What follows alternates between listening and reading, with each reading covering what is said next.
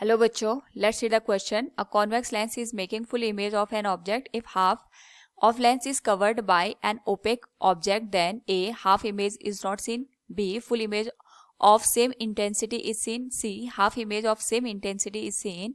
And D, full image of decreased intensity is seen. Now to answer this question, first we will discuss here the key concept, and here the key concept will be image formation by a lens or image formation by the phenomena of refraction. Now यहाँ पे जब भी हमारे पास refraction की condition अकर होती है, उस particular case में वी हैव टू रिमेंबर कि कहीं पे भी अगर लाइट रिफ्रैक्ट होके एक दूसरे के साथ इंटरसेक्ट करती है, उस पर्टिकुलर केस में जो ऑब्जेक्ट हमारे पास गिवन होता है उसकी इमेज हमें दिखाई देगी. तो कभी भी अगर हमें ऑब्जेक्ट की इमेज देखनी होती है, उस पर्टिकुलर केस में जो रिफ्रैक्टेड रेज होती है अगर वो कहीं पे मीट करती है, उस पर्टिकुलर पॉइंट पे ही इमेज दिखाई देगी. दूसरा में ये ध्यान रखना है कि जो हमारे पास इमेज बनती है वो उसकी जो ब्राइटनेस है वो डिपेंड करेगी हमारे पास कि कितनी नंबर ऑफ लाइट रेज यहाँ पे इंटरसेक्ट कर रही है.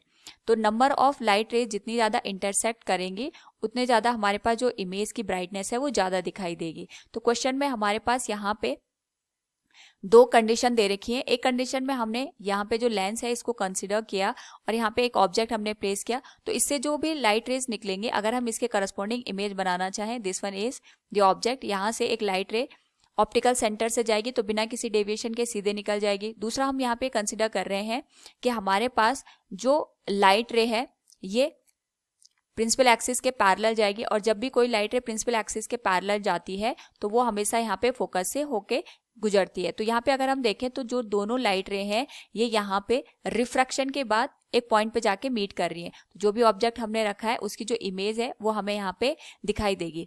दूसरा हमने यहाँ पे जो लेंस का लोअर पार्ट है इसको यहाँ पे कवर कर दिया या इसको ओपेक सरफेस से यहाँ पे रिप्लेस कर दिया. उस पर्टिकुलर केस में अगर हम यहाँ पे ऑब्जेक्ट की इमेज बनाना चाहें तो एक लाइट रे हम यहाँ पे ऑप्टिकल सेंटर से पास करेंगे जैसे अभी हमने की थी.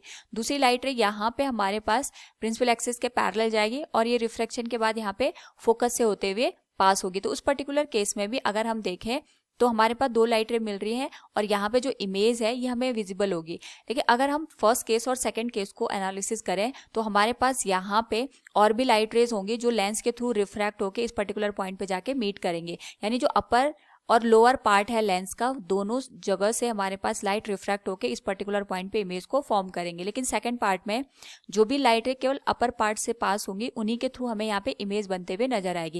यानी जो हमारे पास लोअर पार्ट से लाइट रेज जाएंगी उनके थ्रू हमें कोई भी रिफ्लेक्शन दिखाई नहीं देगा, क्योंकि यहाँ पे number of light rays reduce हो गए, जिसकी वजह से हमारे पास यहाँ पे जो इमेज की ब्राइटनेस है वो हमें कम नजर आएगी. सो फ्रॉम द गिवन क्वेश्चन यहाँ पे अगर हम बात करें तो चाहे हम यहाँ पे हाफ लेंस लें चाहे फुल लेंस लें, इमेज तो दोनों केस में बनेगी. लेकिन जब हमारे पास यहाँ पे जो लेंस की लेंथ है अगर हम उसको हाफ कर देंगे तो उससे ब्राइटनेस कम हो जाएगी. So from the given question we can say a convex lens is making full image of an object.